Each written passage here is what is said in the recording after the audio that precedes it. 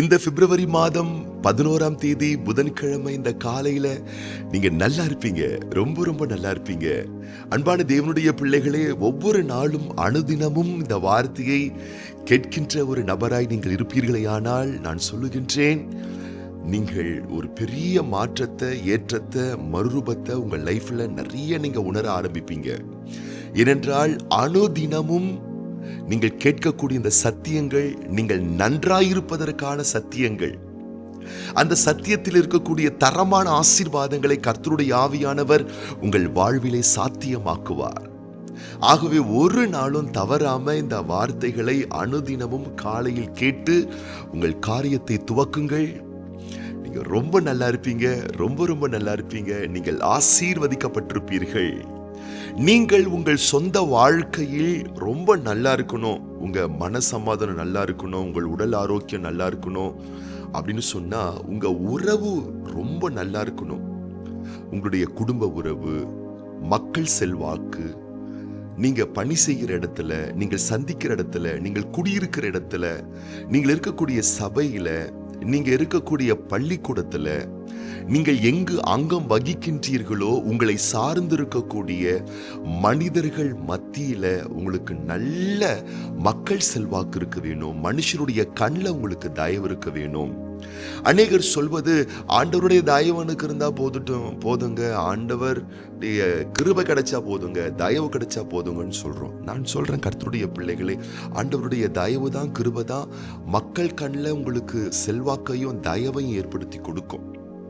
இயேசு கிறிஸ்துவானவர் கூட அவர் வளர்த்தியில, ஞானத்துல, தேவ கிருபையில மட்டுமல்ல, மனுஷருடைய தயவுல ஆண்டவராக இயேசு கிறிஸ்து வளர்ந்தார், விருத்தி அடைந்தார் சொல்லப்பட்டிருக்கு. அப்போ உலகத்துல வந்த இயேசு கிறிஸ்துவுக்கே மனுஷ தயவு தேவைப்பட்டிருக்குன்னா அப்போ உங்களுக்கும் எனக்கும் எவ்வளவு அதிகமா தேவைப்படுது இல்லையா? அப்போ மனுஷ தயவில் நீங்கள் வளரணும் அப்படின்னு சொன்னா உங்களை சார்ந்திருக்கிற, உங்களை சூழ்ந்திருக்கிற, நீங்கள் சந்திக்கிற எந்த ஒரு நபரையும், எந்த ஒரு தனி நபரையும் அற்பமா நினைச்சிடாதீங்க. அவங்களுக்கு என்ன தெரியும்? அவங்கள பெரிய ஞானவான்களா, பெரிய அறிவாளிகளா அப்படிலாம் ரொம்பலாம் யோசிச்சு எந்த ஒரு மனுஷனையும் அற்பமா நினைச்சிடாதீங்க. எல்லா மனிதர்களோட பிறன்போட பழகுங்க, அவங்கள கனப்படுத்துங்கள, அவங்கள நேசிங்க. யாருக்கு தெரியும், ஆண்டவர் உங்களுக்கு தரக்கூடிய நன்மைகள், தானங்கள், உயர்வுகள், உதவிகள் சில மனிதர்கள் மூலமாய் உங்களை வந்து அடையும். ஆகவே நீங்கள் சந்திக்கிற எல்லா மனிதர்களோடு பேரன்போடு இருங்க.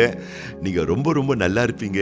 யாரையும் நீங்க அற்பமா நினைச்சிடாதீங்க. ஆண்டவருடைய வார்த்தை வண்ணமாய் சொல்லுகின்றது. மத்தேயு சுவிசேஷ புஸ்தகம் 18ஆம் அதிகாரம் 10ஆம் வசனத்திலே, இந்த சிறியரில் ஒருவனையும் அற்பமா எண்ணாதபடிக்கு எச்சரிக்கையா இருங்கள். அவர்களுக்குரிய தேவ தூதர்கள் பரலோகத்திலே என் பரமபிதாவின் சமூகத்தை எப்போதும் தரிசிக்கிறார்கள் என்று உங்களுக்கு சொல்லுகின்றேன். ஒருவரையும், எந்த மனுஷனையும் அலட்சியமா நினைச்சிடாதீங்க, அற்பமா நினைச்சிடாதீங்க, அவங்கள மனசுல கூட நிந்திச்சிடாதீங்க. அவங்க கிட்ட நீங்க நடந்துக்கிற விஷயத்துல அவங்கள புண்படக்கூடிய அளவுக்கு நீங்க எந்த காரியத்தை செஞ்சு அவங்க மனசை நீங்க உடைச்சிடாதீங்க. பெரும்போடு நடந்துக்கோங்க. ஆண்டவர் பல ஆசீர்வாதங்களை அவங்க மூலமாவே உங்களுக்கு தர அவர் வல்லவராயிருக்கின்றார். ஆகவே காண்கின்ற எல்லா மனிதரோடு கருணையோடு இருங்க. நீங்க ஆஸ்வதிக்கப்பட்டிருப்பீங்க. நீங்க ரொம்ப ரொம்ப நல்லா இருப்பீங்க கர்த்தருடைய பிள்ளைகளே. ஒரு முறை ஒரு செல்வந்தர், பெரிய பணக்காரர், அவர் தன்னுடைய குடும்பத்தோடு கார்ல டிராவல் பண்ணி போயிட்டு இருக்காரு. அவரு கார் ஓட்டிக்கிட்டு இருக்காரு. அவருடைய மனைவி பிள்ளைங்கள்லாம் கார்ல இருந்துட்டு இருக்காங்க. ஒரு குறிப்பிட்ட ஒரு இடத்துக்கு அவர் போயிட்டு இருக்கிறாரு. போகும்போது திடீரென்று எதிர்பார்க்கவே இல்லை, அவருடைய கார் பஞ்சர் ஆயிட்டு. பஞ்சர் ஆன உடனே அவர் என்ன பண்றாரு, என்னடா பண்றது, யாரும் நடமாட்டமே இல்லாத ஒரு இடம், வாகனங்கள் மட்டும் வேக வேகமா போயிட்டு இருக்கிற ஒரு ஹைவேஸா இருக்கு, கார் வேற பஞ்சர் ஆயிட்டு, பஞ்சரான ஒரு நிலையில நம்ம என்ன பண்ணலாம் அப்படின்னு சொல்லிட்டு அவர் என்ன பண்றாருன்னா, ஸ்டெப்னி மாத்தணுன்றதுக்காக கார்ல இருக்கக்கூடிய இன்னொரு டயர் எடுத்து பஞ்சரான டயரை கழட்டி மாட்டுறார். அப்படி கழட்டி மாட்டும் போது என்ன நடக்குதுன்னா, ஒரு 4 ஸ்க்ரூ இருக்கும் பார்த்தீங்களா, டயர் மாட்டும் போது அந்த 4 ஸ்க்ரூ அவர் கீழே வைக்கிறாரு. அருகாமையில் ஏதோ ஒரு அந்த டிச்சு ஏதோ ஒரு விஷயம், அந்த ஒரு குழி மாதிரி, ஒரு ஆழமான ஒரு குழி மாதிரி இருக்கு. அதுக்குள்ள அந்த 4 அந்த போல்டு அந்த நெட்டு உள்ள விழுந்துருச்சு. இப்ப மாற்ற நேரத்துல போல்டு நெட்டு இல்லை. ரொம்ப சங்கடமா போச்சு. எப்படிப்பா இந்த டயரை மாற்றுறது அப்படின்னு சொல்லிட்டு ரொம்ப குழப்பிக்கிறாரு, ரொம்ப யோசிக்கிறாரு, ரொம்ப சங்கடப்படுறாரு. யோசிச்சுட்டு இருக்கும் பொழுது யாருமே பக்கத்துல இல்லை. யாருடைய உதவியை கேட்கலான்னு யோசிச்சுட்டு இருக்கும் பொழுது பக்கத்துல ஒரு மனுஷன் வந்துகிட்டு இருக்கான். அந்த மனுஷனை பார்த்தா பழைய ட்ரெஸ், அழுக்கான ஒரு உடம்பு, முகம் அப்படியே தூங்கி எழுந்த ஒரு முகம், பொழிவில்லாத ஒரு தோற்றம். இவரு மனசுல என்ன நினைச்சுக்கிட்டு இருக்காரு, இவங்கிட்ட நம்ம உதவி கேட்கணுமா? இந்த மனுஷனுக்கு என்ன தெரியும்? இருந்தாலும் என்ன பண்றது, அங்க யாருமே இல்லை. அப்படிப்பட்ட சூழ்நிலையில என்ன பண்றாருன்னா, சரி கேட்டுதான் பார்ப்போமே அப்படின்னு சொல்லிட்டு அந்த மனுஷன் கிட்ட கேட்கலான்னு தோணுது. ஆனா மனசுல தோணுது, இந்த மனுஷனை பார்த்தா பைத்தியக்கார மாதிரி இருக்கானே, ஒரு லூஸ் மென்டல் மாதிரி இருக்கிறானே, இவன் கிட்ட போய் கேட்கறதான்ற ஒரு தயக்கமா இருக்கு. சரி வேற வழியில கேட்டுருவோன்னு சொல்லிட்டு அந்த மனுஷனை கூப்பிட்டுட்டு, இந்த பணக்காரர் செல்வந்தர், பா இது மாதிரி என்னுடைய டயரை நான் மாத்துற நேரத்துல அந்த போல்டு நெட்டு இந்த குழியில ஆழமா கீழே விழுந்து போச்சு, என்னால அதை எடுக்கவே முடியல. இங்க பக்கத்துல ஏதாச்சும் கடை இருக்குமா? இந்த உதவி நான் எங்க போய் யார்கிட்ட பெற்றுக்கொள்றது? ஏதாச்சும் இந்த விஷயத்துல எனக்கு உன்னால ஒரு ஐடியா கொடுக்க முடியுமா, ஆலோசனை கொடுக்க முடியுமா அப்படின்னு கேட்கும் பொழுது அந்த மனுஷன் பாருங்க ரொம்ப கூலா ஒரு ஆன்சர் பண்ணானா. ஏன் சார் நீங்க அதுக்காக ரொம்ப டென்ஷன் ஆகுறீங்க? மற்ற 3 டயர்ல இருக்கக்கூடிய போல்டு நெட் இருக்கு இல்லையா, ஒன்னு கழட்டுங்க. எல்லாத்துலயும் 3 இருக்கும். 3 நீங்க கழட்டி இந்த டயரையும் போட்டுருங்க. இப்ப 4 வீலுக்கும் 3 போல்டு நெட் இருக்கும். நீங்க என்ன பண்ணுங்க, அதை போட்டுட்டு காரை ஓட்டிட்டு கொஞ்சம் மெயின் ரோடுக்கு போங்க. அங்க சில ஷாப் எல்லாம் இருக்கும். அந்த ஷாப்ல ஒரு போல்டு நெட்டை நீங்க காசு கொடுத்து வாங்கி போட்டுக்கிட்டு அழகா டிராவல் பண்ணுங்க. உங்களுக்கு எந்த கஷ்டமும் இருக்காது, எந்த சிரமமும் இருக்காது அப்படின்னு சொல்லிட்டு அந்த மனுஷன் சொன்னானா. இதை கேட்ட உடனே அந்த பணக்காரர் செல்வந்தர் ரொம்ப ஆச்சரியப்பட்டாராம். என்னடா இது, இந்த மனுஷன் பார்க்கறதுக்கு ரொம்ப கோழையா ஏழையா ஒரு மென்டல் மாதிரி பைத்தியம் மாதிரி அழுக்கா இருக்கான் அப்படின்னு நம்ம யோசிச்சோம். ஆனா நம்ம கூட யோசித்து பார்க்கல, இவ்வளவு அழகா ஸ்மார்ட்டா ஒரு ஐடியாவை நமக்கு இந்த மனுஷன் கொடுத்துட்டான்னு சொல்லிட்டு அவர் ரொம்ப சந்தோஷப்பட்டாராம். அந்த மனுஷனை ரொம்ப பாராட்டினாராம். அப்பதான் அந்த செல்வந்தர் பணக்காரர் உணர்ந்தாராம், யாரையுமே நம்ம அற்பமா நினைக்க கூடாது. நமக்கு வேண்டிய ஆலோசனைகளை சாதாரணமா நம்முடைய பார்வையில் இருக்கக்கூடிய அற்பமா நம்ம நினைப்பதற்கு நம்ம எண்ணக்கூடிய மனுஷங்க கூட நமக்கு நல்ல ஒரு கருத்து சொல்லிட்டு போயிடுவாங்க நம்ம வாழ்க்கையில் அப்படின்னு சொல்லிட்டு அன்னைக்கு அவர் ஒரு பெரிய லைஃப்ல ஒரு பெரிய பாடத்தை கத்துக்கிட்டாராம். ஆம் அன்பானவர்களே, உங்கள் லைஃப்ல உங்களை விட வயசுல சின்னவங்களா இருந்தாலும், உங்களை விட வயசுல பெரியவங்களா இருந்தாலும், உங்களுடைய சமகாலத்தில் வாழக்கூடிய வயதை உடையவர்களாக இருந்தாலும், எவரையும் தவறா புரிஞ்சுக்காம எல்லாரையும் மதிங்க, நேசிங்க. அவங்களுக்கு கொடுக்க வேண்டிய நியாயமான மதிப்பையும் மரியாதையும் கனத்தையும் அவங்களுக்கு கொடுங்க. யாருக்கு தெரியும், உங்களுக்கு வர வேண்டிய நன்மைகளும், உங்களுக்கு கிடைக்க வேண்டிய ஐடியாவும், உங்களுக்கு வர வேண்டிய ஆலோசனைகளும் அந்த நீங்க நினைக்கக்கூடிய சாதாரணமான மனிதர்கள் மூலமாகவே ஆண்டவர் உங்களுக்கு ஒரு பெரிய உதவி செஞ்சுட்டு போயிடுவாருங்க. அதனால சக மனிதர்களை நேசிங்க. எல்லாரோட சுமூகமான ஒரு உறவுல நீங்க இருந்துகிட்டே இருங்க. நம்ம வாழ்க்கை முழுசும் நமக்கு ஏதாவது ஒரு உதவி நம்ம லைஃப்ல நமக்கு தேவைப்பட்டுக்கிட்டே இருக்குங்க. குடும்ப லைஃப்ல, ஆரோக்கியம் சார்ந்த விஷயத்துல, படிப்பு சார்ந்த விஷயத்துல, பயணங்கள் சார்ந்த விஷயத்துல பல ஆலோசனைகள், அறிவுரைகள், ஐடியா நமக்கு தேவைப்பட்டுக்கிட்டே இருக்கும்.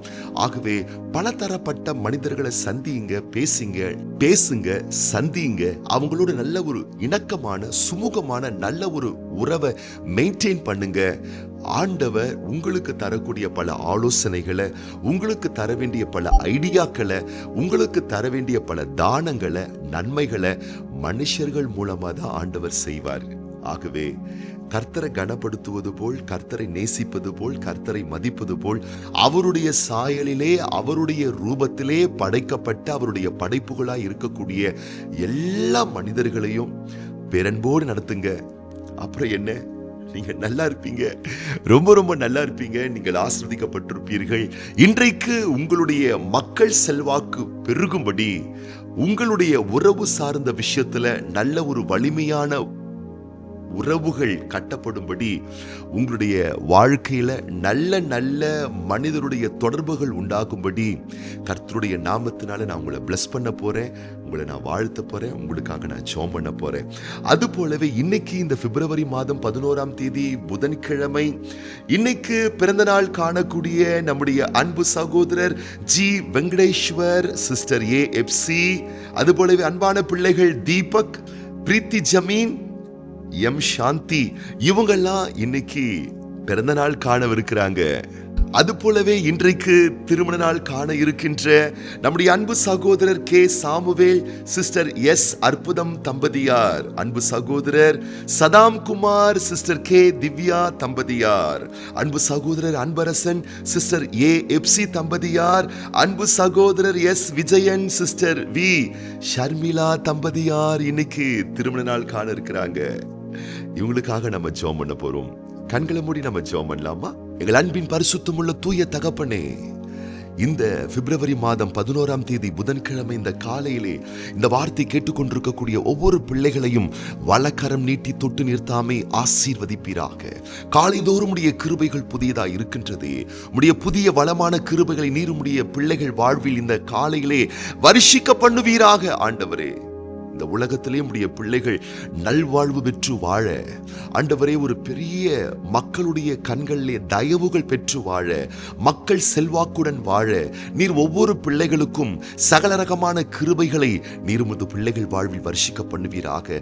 எவரையும் அற்பமா எண்ணாமல் சக மனிதர்களை நேசித்து, வயதில் குறைந்தவர்களை ஆனாலும் வயதிலே பெரியவர்களை ஆனாலும் சம வயது கொண்டவர்களை ஆனாலும் அவர்களுக்கு செலுத்த வேண்டிய மதிப்பையும் மரியாதையும் செலுத்தி அனைத்து மாந்தர்களோடு மிகுந்த பேரன்போடு ஐக்கியப்பட்டு ஜீவனம் பண்ணக்கூடிய ஒரு நல்ல சுமூகமான இணக்கமான உறவுகள் ஒவ்வொரு பிள்ளைகளுக்கும் உண்டாகட்டும். ஆண்டவரே, இயேசு கிறிஸ்துவானவர் எப்படி மனுஷனுடைய தயவில் வளர்ந்தாரோ, விருத்தி அடைந்தாரோ, அதுபோலவே இந்த வார்த்தை கேட்கிற ஒவ்வொரு பிள்ளைகளும் மனுஷனுடைய தயவிலே வளர, விருத்தி அடைய நீர்தாமே ஒவ்வொரு பிள்ளைகளுக்கும் இரக்கம் பாராட்டுவீராக. எங்கள் ஆண்டவர் இயேசு கிறிஸ்துவின் வல்லமையும் அதிகாரமும் ஆசீர்வாதமான நாமத்தினால உம்முடைய பிள்ளைகளுக்கு நீர் தரக்கூடிய பல ஆலோசனைகள், நல்ல நல்ல ஐடியாக்கள், நல்ல நல்ல தான நன்மைகள் மக்கள் மூலமாகவே நீர் அருளுகிற தேவனாய் இருக்கின்றபடியினாலே ஒருவரையும் அற்பமா எண்ணாமல் ஒவ்வொருவரையும் தேவ சாயல் கொண்டவர்கள் என்ற புரிதலோடு பேரன்போடு அவர்களோடு நடந்து கொள்ளக்கூடிய ஒரு நல்ல அழகான மன பக்குவத்தை ஒவ்வொரு பிள்ளைகளுக்கும் தந்து இந்த காலையிலே நீருமுடைய பிள்ளைகளை வளமாய் ஆசீர்வதிப்பீராக. இன்றைக்கு பிறந்த நாட்கள் காண்கின்ற, திருமண ஆண்டுகள் காண்கின்ற ஒவ்வொரு பிள்ளைகளையும் மனதார நாங்கள் வாழ்த்தி ஆசீர்வதிக்கின்றோம். தேவனே, ஆண்டுகளையும் வருடங்களையும் நன்மைகளால் முடிசூட்டுகிறவரே, உம்முடைய பிள்ளைகளுக்கு நீர் அருளி இருக்கக்கூடிய வருஷங்களை நன்மைகளால் முடிசூட்டி வாழ்நாளெல்லாம் உடைய பிள்ளைகள் களி கூர்ந்து மகிழ்ந்திருக்கும்படி வளமான நலமான தேவரகமான ஆசீர்களை ஒவ்வொரு பிள்ளைகள் வாழ்வில் வருஷிக்க செய்தருள்வீராக. ராஜா, ஆண்டுகளை வருஷங்களை நன்மைகளால், நன்மையின் மேல் நன்மைகளால், உச்சிதமான நன்மைகளால் நீர் உம்முடைய பிள்ளைகளை முடிசூட்டுவீராக. இன்றைக்கு உம்முடைய பிள்ளைகளுடைய மனம், உள்ளம், இருதயம் சந்தோஷப்பட்டு பூரிக்கக்கூடிய அத்தனை ஆசீர்வாதங்களாலும் நீர் உம்முடைய பிள்ளைகளை நிரப்பி உம்முடைய வருகை வரும் மட்டும் இதுபோல் இன்னும் அநேக ஆனந்தமான, ஆசீர்வாதமான, சந்தோஷமான, மகிழ்ச்சியான, மங்களகரமான ஆண்டுகளை உம்முடைய பிள்ளைகள் காண வேண்டுமென மனதார உம்முடைய பிள்ளைகளை நாங்கள் வாழ்த்துகிறோம், ஆசீர்வதிக்கிறோம். நேச பிரிய ஸ்நேக பாசம் மிகுந்த கரத்திலே ஒப்பு கொடுத்து ஆண்டவர் இயேசு கிறிஸ்துவின் ஆசீர்வதிக்கப்பட்ட நாமத்தினாலே வாழ்த்தி ஜெபிக்கிறோம் எங்கள் நல்ல பிதாவே. ஆமேன், ஆமேன், ஆமேன். இன்னைக்கு நீங்க ரொம்ப ரொம்ப நல்லா இருப்பீங்க.